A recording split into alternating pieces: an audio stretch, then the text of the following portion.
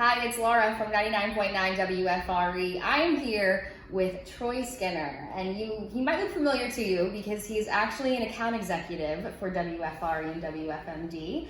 Not just that though, you are also the host of WFMD's Frederick Forum right now, and as well as the Frederick Faith Debate. But outside of working for our stations, you do some other things, don't you? Yeah, people who know me well come to know that I'm actually the pastor, or have been the pastor of a couple of different churches over the years. Currently a pastor of Household of Faith in Christ. It's a kind of a startup house church right now, church plant. Yeah. So how did you get your start? Well, it's not unusual to hear people that get into the pastorate to feel, when they're younger, at some point in their life, they feel a strong tug towards the ministry. I was no different in that regard. And kind of a turning point for me was about almost 20 years ago now. One of my pastors pulled me aside and said, "Hey, have you ever thought about being a pastor?" And I said, "It's funny you should ask, because for a long time I've kind of thought about it." And he said, "I think you'd be good at it. I think you should consider it. You and your wife should pray about it." And so that started me on the path. I went to seminary, got my master's degree. It's called an MDiv, Master of Divinity. And it took me a while because I was going to school while working. So I was only able to school part-time, but finally finished that, and here I am talking to you. Yeah, exciting. So what do you think is the best part of that job for you? I think the best part is having a sense of feeling like the work that you're doing has a real meaning and purpose beyond just the here and now. Yeah. Knowing that you're affecting lives in an everlasting way, not just for the next 20, 50, 70, 90 years they have left on the planet. You're trying to help them there too, but it's a bigger purpose, a bigger calling.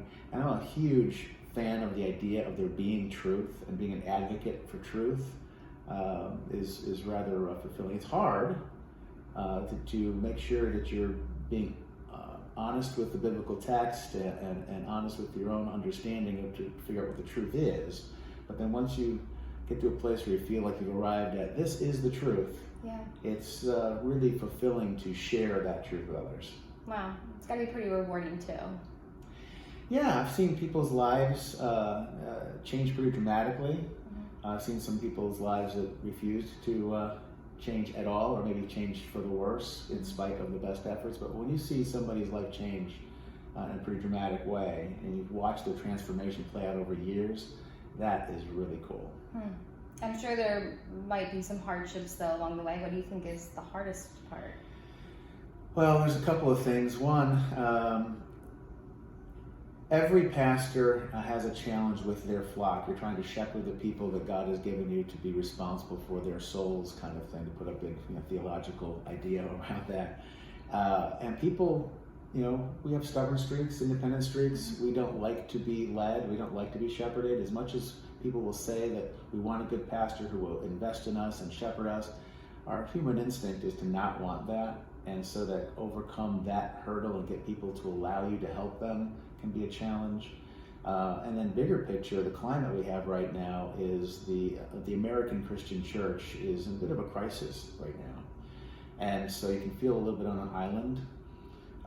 Those who are advocating for biblical truth are more and more increasingly in the minority, and you can feel rather isolated and lonely. So you don't have your people that always want to be pastored, and you've got your colleagues that aren't even on the same page with you, biblically and theologically.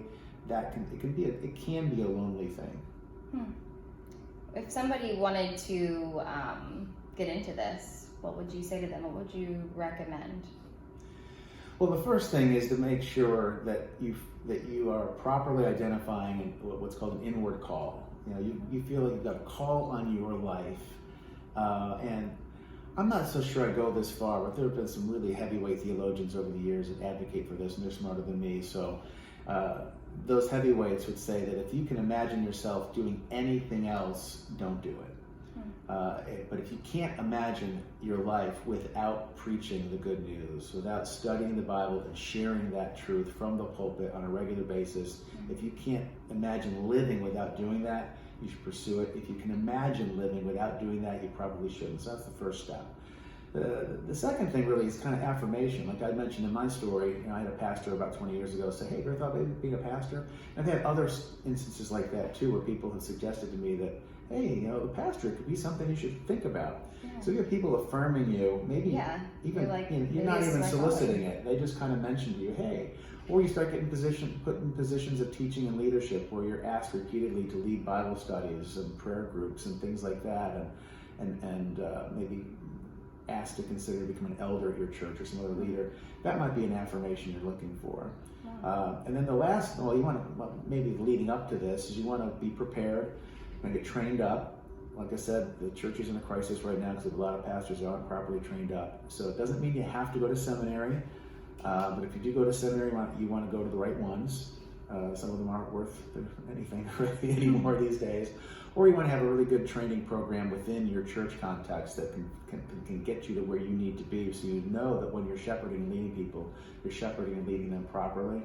And so then when all that has happened, the last step really is to have an outward call. Somebody else says, "Hey, we would like you to be an elder here. We would like you to be a pastor for our church."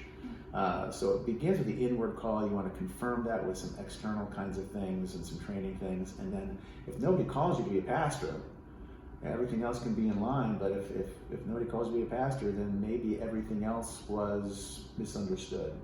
Wow, interesting. Well, Troy, thank you so much for joining us. And it's a thrill. I'm a huge fan. Yes. This is Late Night Laura. I'm a huge fan of you as well. I've been known to stay up late at night just to hear her talk on the radio. It's true. It's very true. Well, thank you so much for joining us for our virtual career day. You can check out all of the interviews on our websites, WFRE.com and WFMD.com.